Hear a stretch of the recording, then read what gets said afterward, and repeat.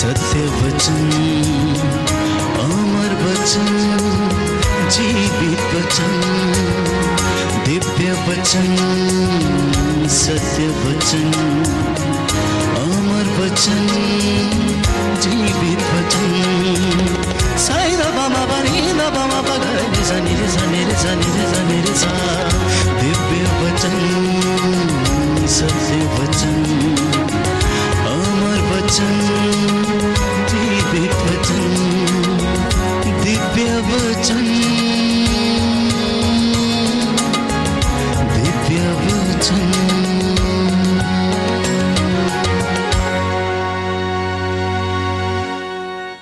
इस वक्त हम मनन चिंतन करने जा रहे हैं प्यारे भाइयों और बहनों। आत्मिक उन्नति हम कैसे कर पाएंगे, ईश्वर को हम प्राप्त कैसे कर पाएंगे। बहुत से लोग यीशु को नहीं जानते हैं। बहुत से लोग सोचते हैं कि हम आजाद हैं, लेकिन आजाद हैं नहीं। यीशु जब बेथानिया गया, मरियम और मार्था से जब मिला, तो वो शिकायत करने लगी कि आप यहां पर होते तो मेरा भाई नहीं मरता। क्या कहा? यदि आप यहां होते तो मेरा भाई नहीं मरता। तो यीशु ने उससे कहा, क्या मैंने तुमसे नहीं कहा कि यदि तुम विश्वास करोगी तो ईश्वर की महिमा देखोगी? मुझे बताओ कि उसे तुमने कहां पर रखा है, मुझे बताओ कि तुमने लाजरस को कहां पर रखा। बोली नहीं नहीं, अब तो 4 दिन हो गए। बोले उसको, वो तो कब्र में दफना दिया गया है। आपके और मेरे जैसे साधारण नारी थी, विश्वास करने में कमजोर थी। उसकी यही सोच थी कि अब मुर्दे में से बदबू आती होगी, लाश सड़ रही होगी और वो कब्र के अंदर 4 दिन से पड़ा हुआ है। यीशु उसको विश्वास दिलाता है और वो लोग यीशु को ले जाकर कब्र के सामने खड़ा कर देते हैं और यीशु कब्र के सामने खड़े होकर आंसू बहाते हैं।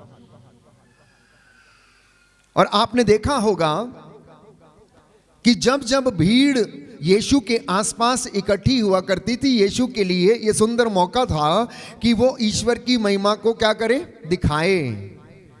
यीशु को मौका मिला शास्त्रियों और फरीसियों और गांव के लोगों के सामने ईश्वर की महिमा प्रकट करने का। तो यीशु ने लोगों से कहा, क्या कहा? क्या कहा? हाँ, पत्थर हटाओ, पत्थर को हटाओ। कुछ लोगों ने मदद की और पत्थर को हटा दिया। अब यीशु ने जोर से आवाज लगाई, लाजरस लाजरस बाहर आ जाओ। और लाजरस क्या हो गया? बाहर आ गया और खड़ा हो गया। अगर आपने ध्यान पूर्वक ये वचन पढ़ा है तो यीशु ने कहा, इसके पट्टियां खोल दो, इसकी पट्टियां खोल दो। सुन रहे हैं आप? ध्यान से मेरी ओर ध्यान दीजिए। माता जी इधर ध्यान दीजिए, मैं बहुत गहराई की बात बता रहा हूं। यीशु ने क्या कहा? इसकी पट्टियां खोल दो। लाजरस जिंदा था, लेकिन उसके हाथ और पैर बंधे हुए थे। जिंदा होने के बावजूद वो अपनी पट्टियां खोलने में असमर्थ था, अपने बंधनों को तोड़ने में असमर्थ था। पट्टियों में बंधे होने के कारण वो स्वतंत्रता से चल फिर नहीं सकता था। He was not freely able to move and walk. हालांकि वो जिंदा था। कभी कभी मेरी और आपकी जिंदगी में भी ऐसा ही है। हम जिंदे तो हैं लेकिन बंधनों में हैं। अपने आप ये बंधन हम नहीं तोड़ सकते हैं, किसी की सहायता की जरूरत है। किसी व्यक्ति की जो दुआ करता, प्रार्थना करता, ले हैंड करता या छुटकारा देता है यीशु के वचन के माध्यम से, वो आपको आजाद करता, आपके बंधनों को खोलता है, आंतरिक चंगाई के लिए प्रार्थना करता है और आपको डिलीवरेंस देता, डिलीवरेंस के लिए प्रार्थना करता। यीशु के नाम पर लोगों ने क्या किया? लाजरस के पट्टियों को खोल दिया और वो आजाद हो गया, वो स्वतंत्र हो गया। आज उन बंधनों को तोड़ने की आवश्यकता है। आप चलते फिरते हैं, जिंदा हैं, हंसते हैं, खेलते हैं, एक दूसरे से मजाक करते हैं, ध्यान रखते हैं, लेकिन जरूरी नहीं कि आप स्वतंत्र हैं। और वो स्वतंत्रता प्राप्त करने के लिए हमें यीशु की जरूरत है प्यारे भाइयों और बहनों। We need someone to open the bondages, we need someone to break the bondages from our life, and that is Jesus, he is going to do. वो अपने आप अपने भक्तों के जीवन से उन बंधनों को वो तोड़ने के लिए जा रहा। इसलिए आत्मिक उन्नति यदि आप करना चाहते हैं तो कुछ बातों का ध्यान रखना होगा। हमने सुबह से लेकर अब तक मनन चिंतन किया, पाप क्या है, प्रायश्चित क्या है, प्रायश्चित से हमें क्या मिलता है, पाप के परिणाम क्या है। हमने इस बात पर भी मनन चिंतन किया कि यीशु मसीह हमें इन सारी बातों से क्या कर सकता है, आजाद कर सकता है। क्यों? क्योंकि उसके पास अधिकार है, उसे भाग्य पर अधिकार है, जीवन पर अधिकार है, मृत्यु पर अधिकार है, सृष्टि पर अधिकार है। परमेश्वर ने उसे सब नामों में सर्वश्रेष्ठ नाम दिया है। इसलिए वो व्यक्ति आपको और मुझे उन बंधनों से आजाद कर सकता है। उस आजादी को पाने के लिए हमें क्या करना, उसके पास जाने की आवश्यकता। और मैंने आपको बताया कि उसके वचन को सुनना, मनन चिंतन करना, और वो हमें आनंदित करता है। उसकी वाणी हमें आनंद प्रदान करती है, बंधनों को तोड़ती है। क्योंकि मैंने आपके लिए वचन पढ़ा था यिर्मयाह नबी के ग्रंथ अध्याय 23 पद संख्या 29 से, उसकी वाणी आग के जैसी है, हथौड़े के जैसी। जब ये वचन आप सुनते हैं तो शैतान डरता है, कांपने लगता है, चिल्लाने लगता है, कान बंद करता है, वो वचन सुनना नहीं चाहता है। क्यों? क्योंकि उसको मालूम है कि यीशु के वचनों में जीवन है, बल्कि शैतान के वचनों में जीवन नहीं है। यीशु ने उसकी परिभाषा दी योहन के सुसमाचार अध्याय 10 पद संख्या 10 में, और कहा शैतान मारने, चुराने और नष्ट करने के लिए आता, लेकिन मैं इसलिए आया हूं कि तुम जीवन प्राप्त करो, परिपूर्ण जीवन प्राप्त करो। आप सब लोग जीवन पाने के लिए आए हैं, यस और नो? आत्मिक उन्नति के लिए आए हैं, यस और नो? आप अपने पापों से आजाद होने आए हैं, यस और नो? बंधनों से छुटकारा पाना चाहते हैं, यस और नो?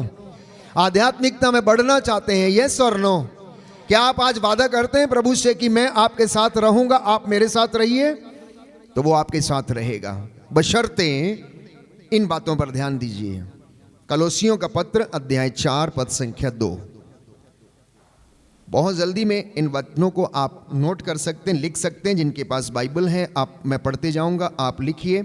और आध्यात्मिक उन्नति कैसे करें, उसके लिए बाइबल हमें क्या सजेशंस देती है, बाइबल हमें क्या बताती हैं। अगर आप आत्मिक उन्नति करना चाहते हैं तो हमें कुछ बातों का ध्यान रखने की आवश्यकता है। सबसे पहले कलोसियों को लिखते हुए संत पौलुस हमें बताता है, अध्याय 4 पद संख्या 2 और उससे आगे, अध्याय 4 पद संख्या 2 और उससे आगे लिखा है, आप लोग सजग होकर प्रार्थना और धन्यवाद में लगे रहें। पहली बात, उन्नति पाने के लिए, आत्मिक उन्नति करने के लिए प्रार्थना में सजग होकर धन्यवाद के निवेदन प्रस्तुत करते रहें और आप आत्मा में बढ़ते जाएंगे। दाहिना हाथ उठाकर मेरे पीछे दोहराइए, हालेलुया।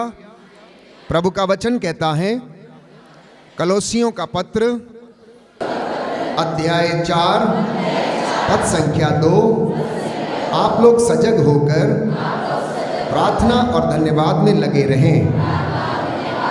Hallelujah, hallelujah.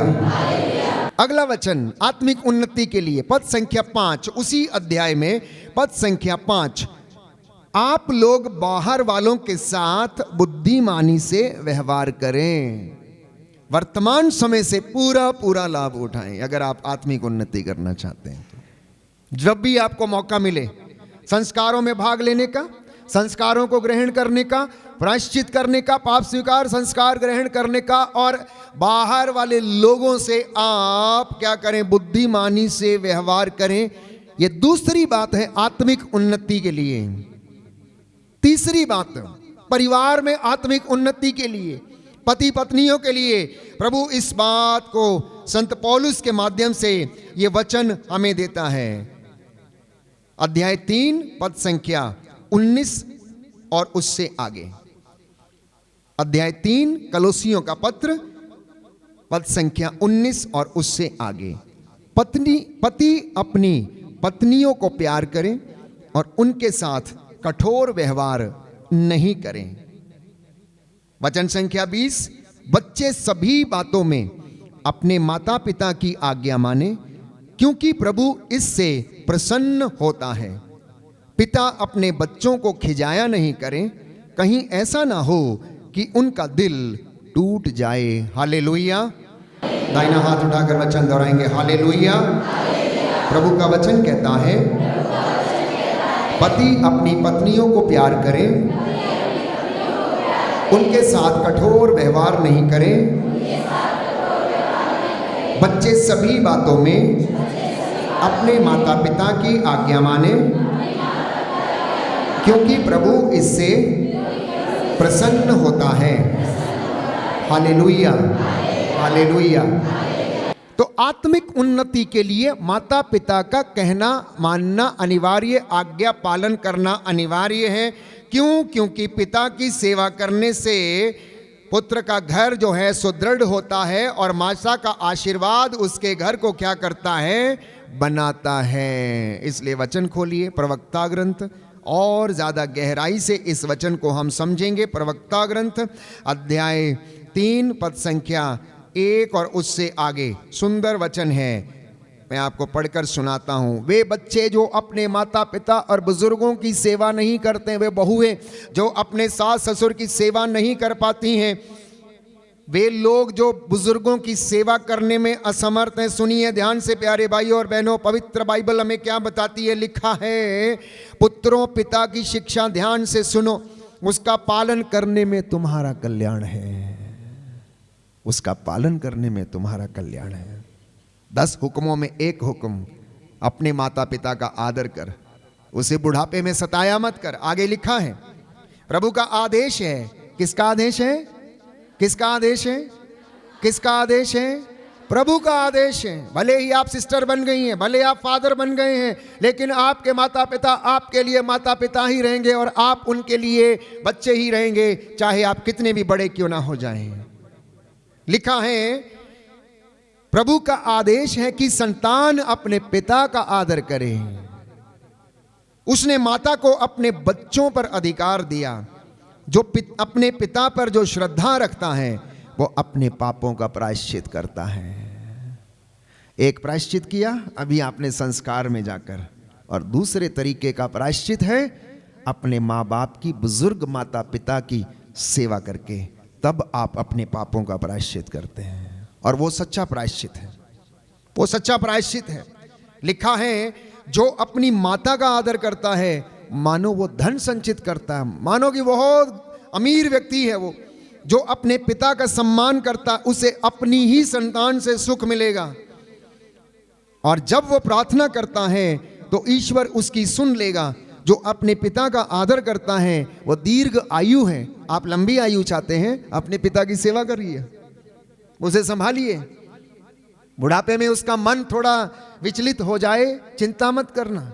आगे वचन में आराम पढ़ेंगे प्यारे भाइयों और बहनों।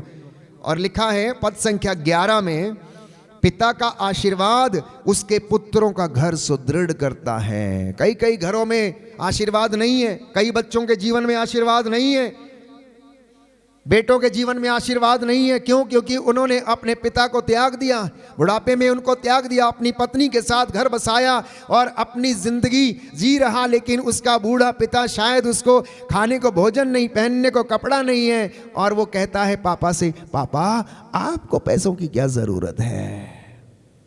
ये है ना आपके लिए, इतना काफी है ना आपके लिए, है तो एक जोड़ा चप्पल आपके पास, एक जोड़ा जूता है ना। अरे भाई तुम्हारे पास 10 जोड़े हैं। वो बाप जब तुम बच्चे थे, जब छोटे थे, वो तुम्हारे पैर से जूता नहीं उतरने देता था। आज बुढ़ापा आ गया है तो अब तुम उसे कहते हो, मम्मी तुम्हारे लिए 50 रुपए काफी है ना। मम्मी तुम क्या करोगी, तुम्हें कौन सा पार्लर जाना है, अभी तुम्हें सुर्खी बिंदी की जरूरत क्या है। ये कलयुग है, आज के बच्चों की ये भाषा है। मम्मी तुम्हें नहीं आता है, हम बताएंगे क्या करना है। लाइए मैं लेता हूं, मैं करती हूं, लाओ। वाह, उधर बैठो जाके, चुप। देखो मेरे दोस्त आ रहे हैं, आज बाहर मत निकलना, आप अंदर रहना, हम सर्व कर लेंगे। क्यों? हो सकता है मम्मी बूढ़ी हो गई है, उसे बोलना नहीं आता है, हो सकता है उसकी स्किन में झुर्रियां आ गई हैं, हो सकता है वो आपके अमीर मित्रों के सामने बैठने के लायक नहीं। ऐसा आप सोचते हैं, ऐसा आप सोचते हैं, और आप उसे कहते हैं। ये बच्चों की भाषा है। हम दुनिया में सुनते हैं लोगों को, नौजवान बेटे और बेटियों को मम्मी पापा से मिलवाना भी नहीं चाहते। कभी कभी तो बच्चे खुद ही देखते हैं।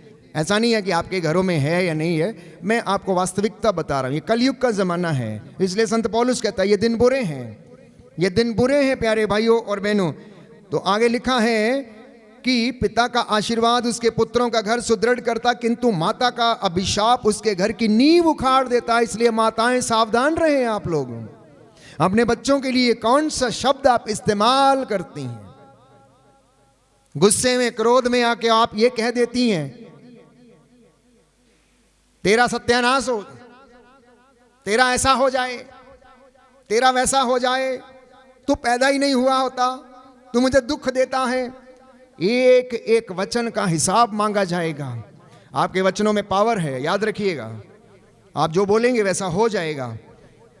इसलिए यिर्मयाह नबी के ग्रंथ में आपको याद दिलाता हूं, जब यिर्मयाह अपनी मां के कोख को कोस रहा था, क्योंकि लोग उसे मारना चाहते थे, वो बीमार था और वो दुखी था, उसकी पीड़ा का अंत नहीं हो रहा था, तो ईश्वर से पूछता है प्रभु मेरी पीड़ा का अंत कब होगा? परमेश्वर ने कहा यिर्मयाह वो दिन याद कर और अपने शब्द वापस ले। कौन से शब्द थे?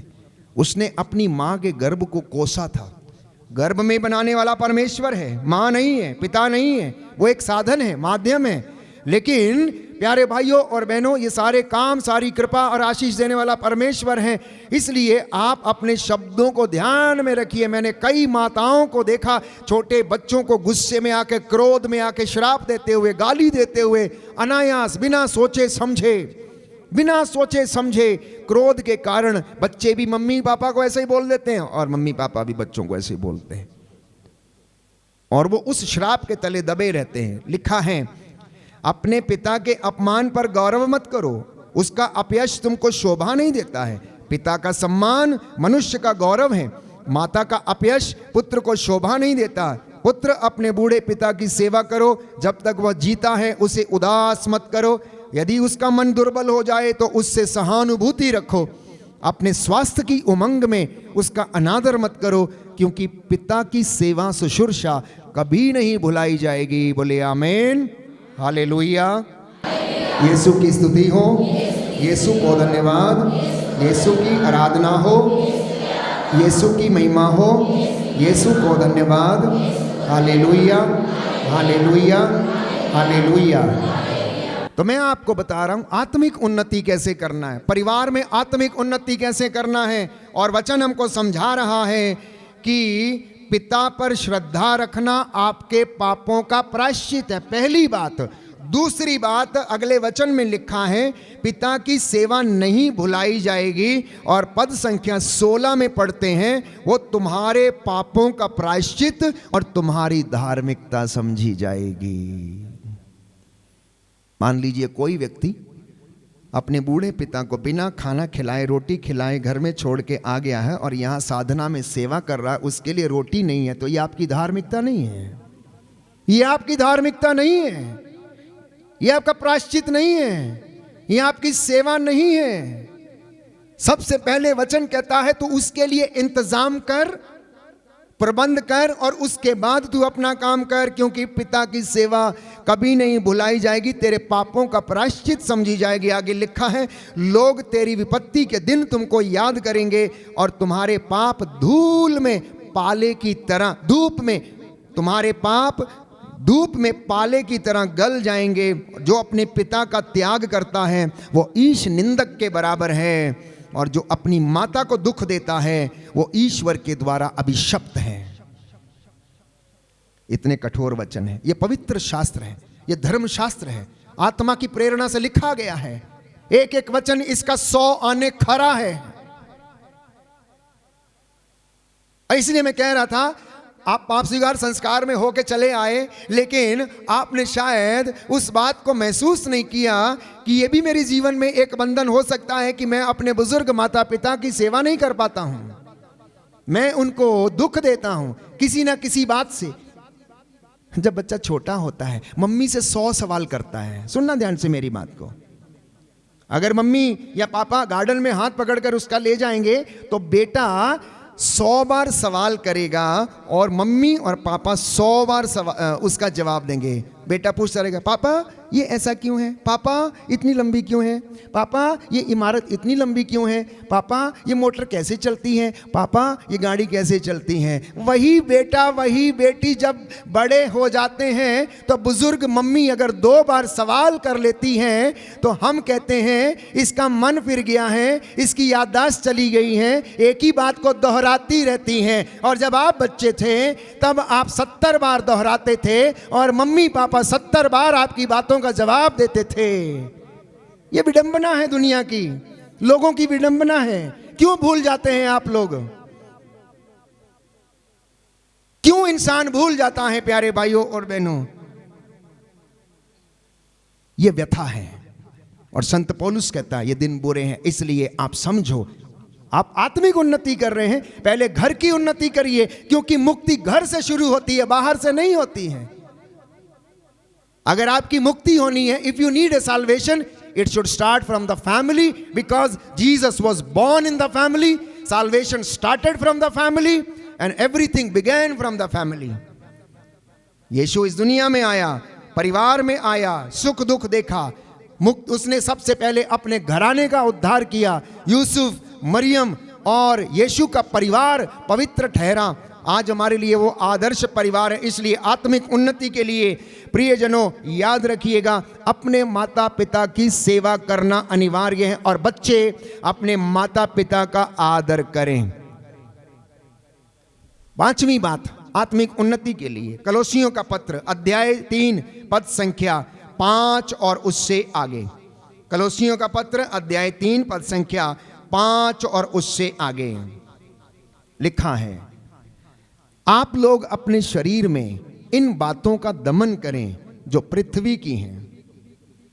You want to grow spiritually, तो इन बातों का दमन करना है। कौन सी बातें हैं?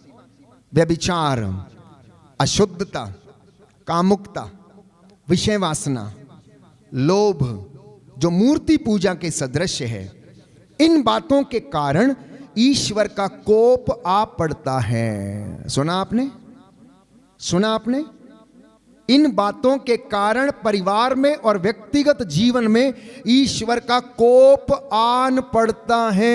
अगर आप स्पिरिचुअल लाइफ में, आध्यात्मिक जीवन में उन्नति करना चाहते हैं तो संत पौलुस कहता है अपने शरीर में विषय वासना का, व्यभिचार का, कामुकता का, दलबंदी का, क्रोध का और ऐसी अनेक बुराइयों का आप क्या करें? दमन करें। क्योंकि अगर ये बातें जिंदगी में हैं तो ईश्वर के कोप से आप नहीं बच पाएंगे, आप नहीं बच पाएंगे।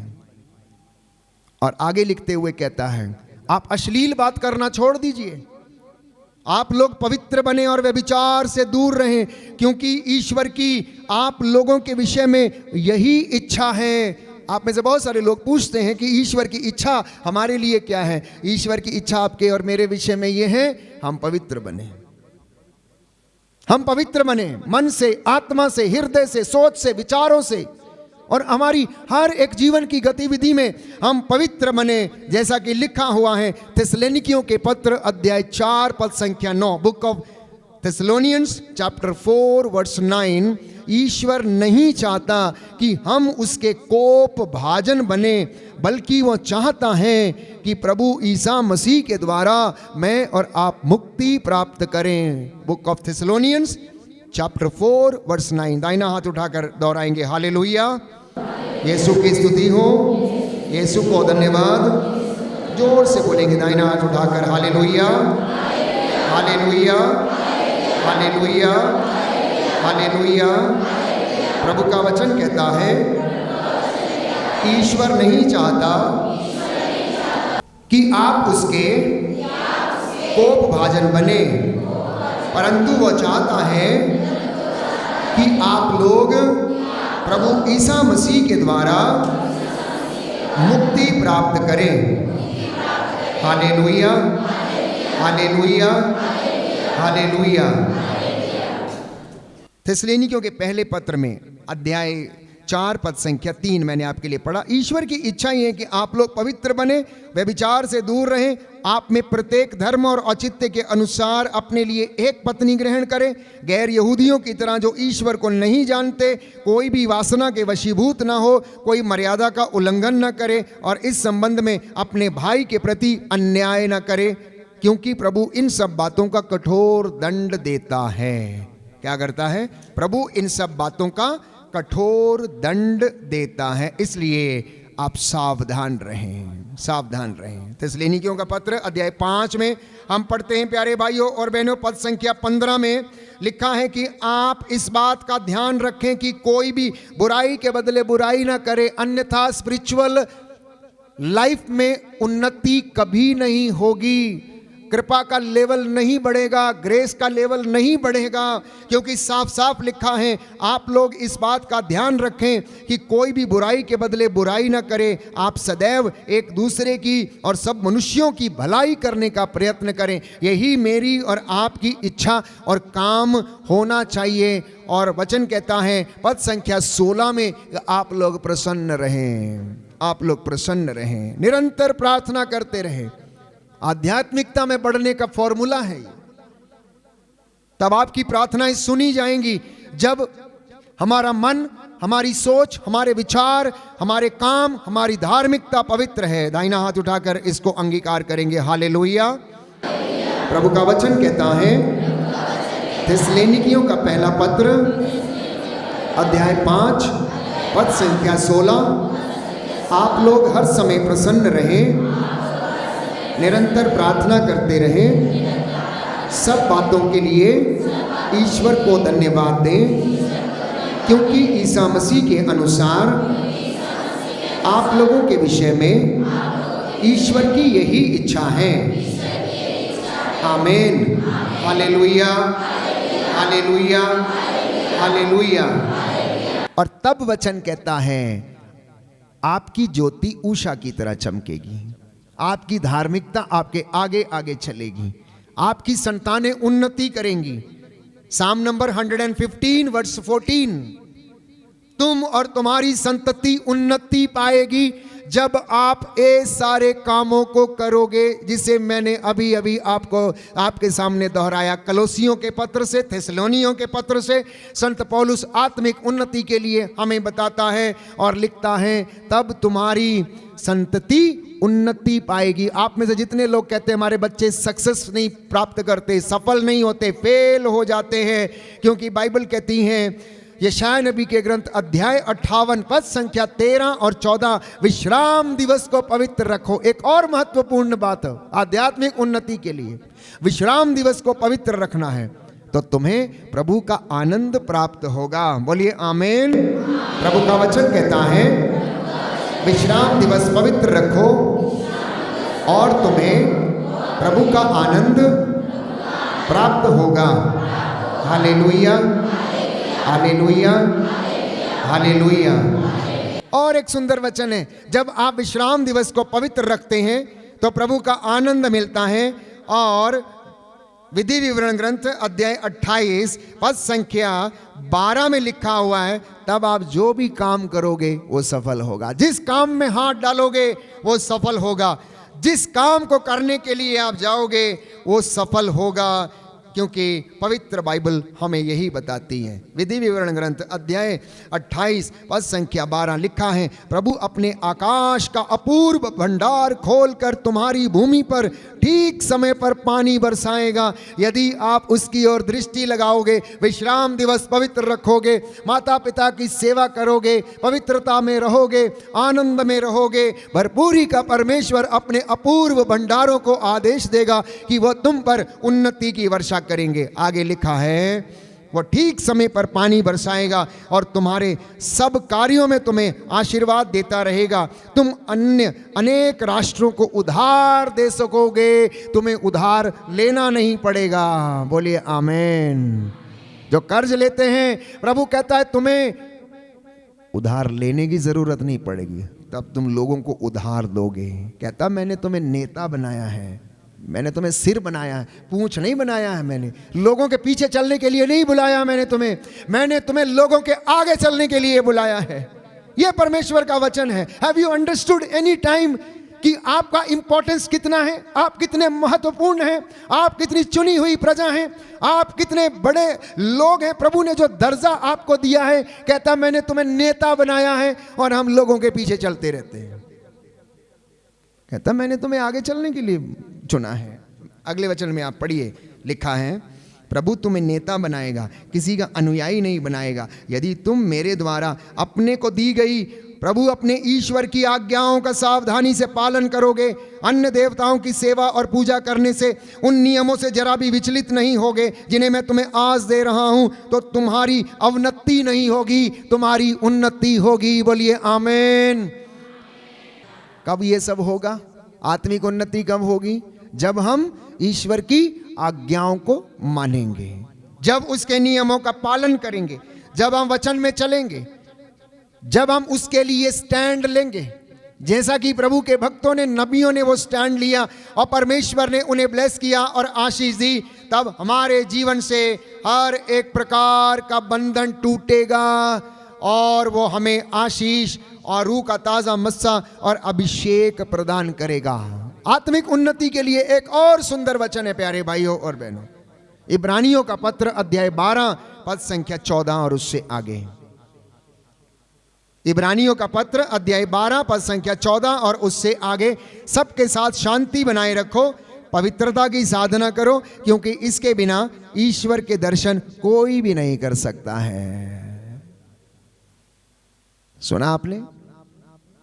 So many retreats you make, so many pilgrimages you go for, but you never retreat on holiness. पवित्रता की साधना कोई नहीं करता है।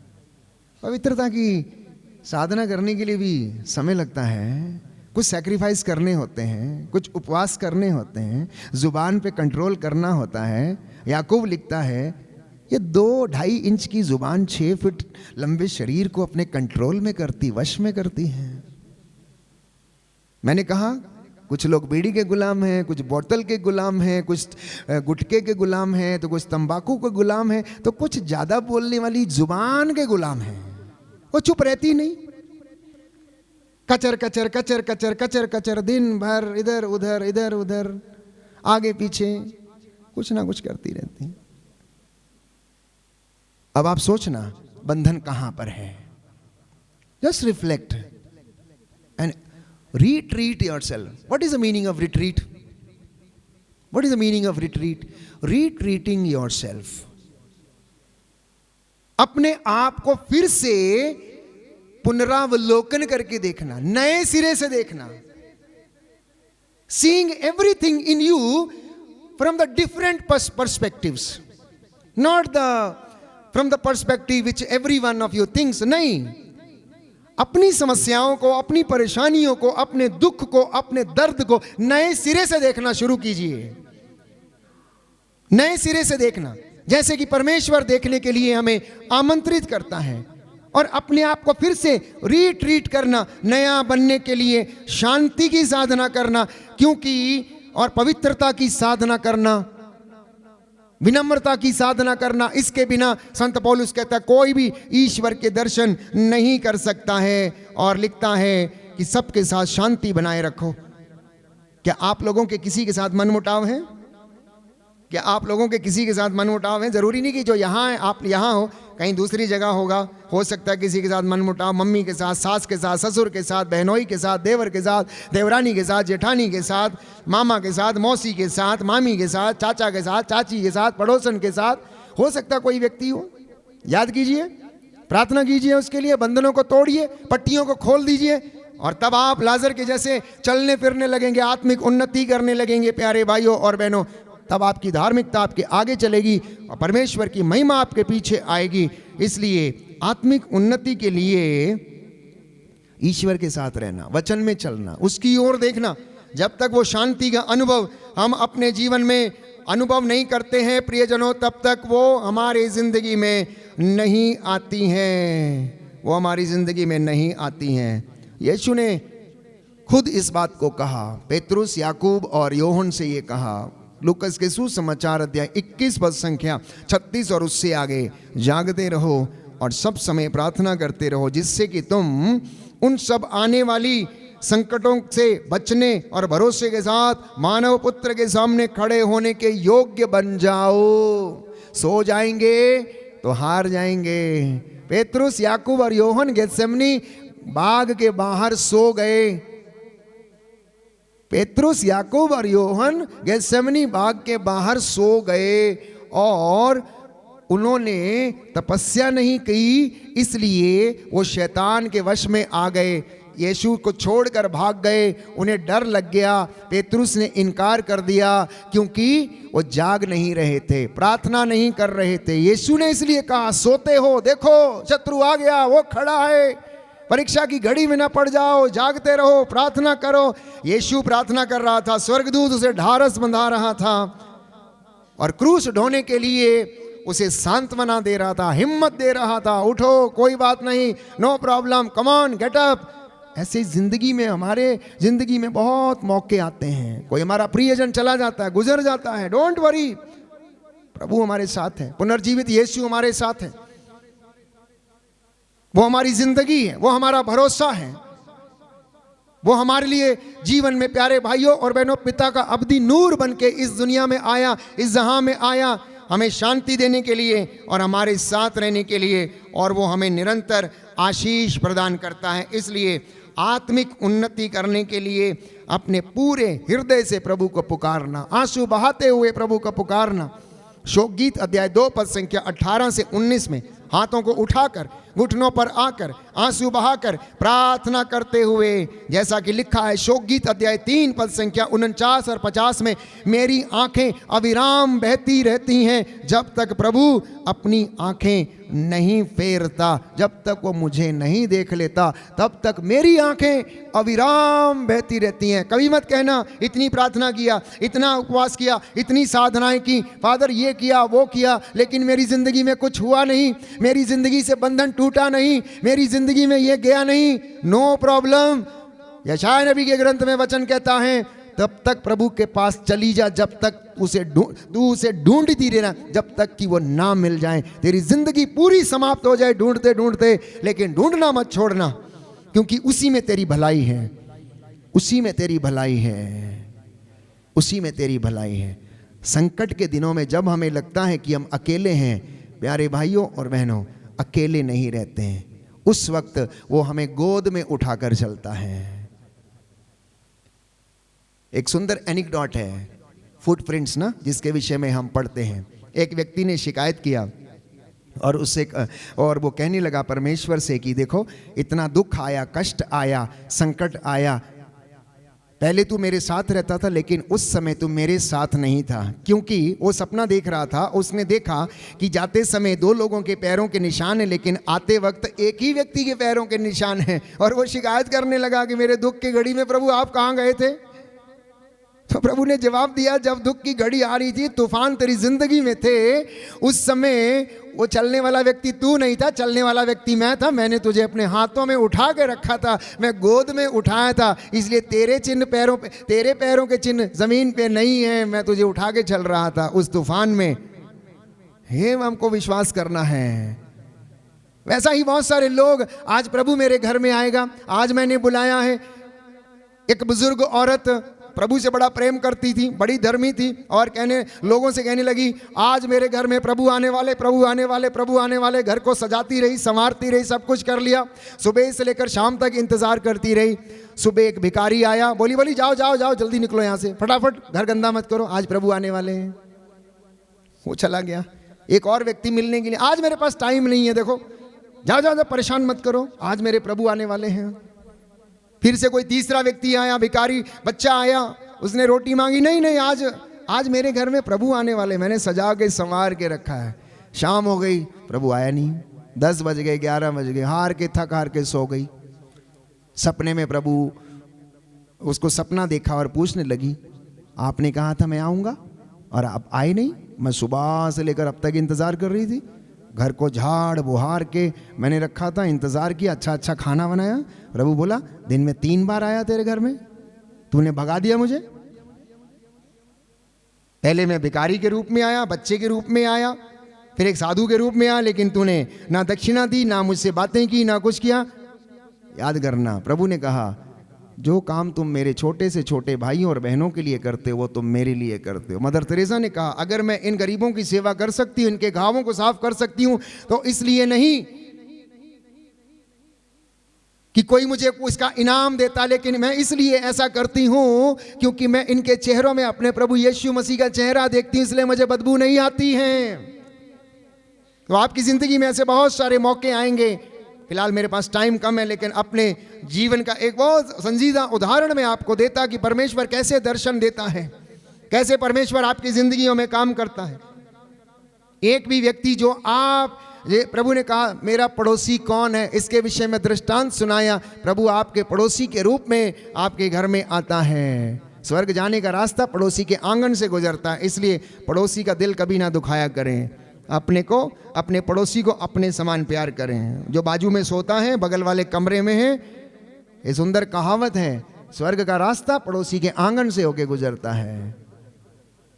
तो यीशु ने इसका मतलब बताया, तुम्हारा पड़ोसी कौन है, जो तुम्हारी जिसे आपकी ज़रूरत है वो आपका पड़ोसी है, और दुनिया का कोई भी व्यक्ति हो सकता है। इसलिए प्रियजनों, आज के इस पवित्र दिन में आत्मिक उन्नति करने के लिए मैंने बहुत सारी बातें आपको बताई हैं, और अगर और ज़्यादा गहराई से मनन चिंतन करेंगे तो वो आप रोज़ करते हैं, उपवास करते हैं, प्रार्थना करते हैं, मेडिटेशन करते हैं, मॉर्निंग प्रेयर करते हैं, इवनिंग प्रेयर करते हैं, ऑफिस ऑफ द रीडिंग करते हैं, आप सेवा के लिए जाते हैं, चर्च जाते हैं, तमाम बातें हैं। लेकिन मैंने कुछ और ज़्यादा गहराई से आपको बातें बताई। विनम्रता की साधना करो, होलीनेस की साधना करो, पवित्रता की साधना करो, शांति की साधना करो, अपने जुबान को कंट्रोल में रखने की साधना करना, मन विचलित ना हो इसकी साधना करना, अपने मन से, जीवन से कड़वाहट दूर करना, क्योंकि इन सारी बुराइयों से ईश्वर का कोप हमारे ऊपर आन पड़ता है, हमारे ऊपर आन पड़ता है।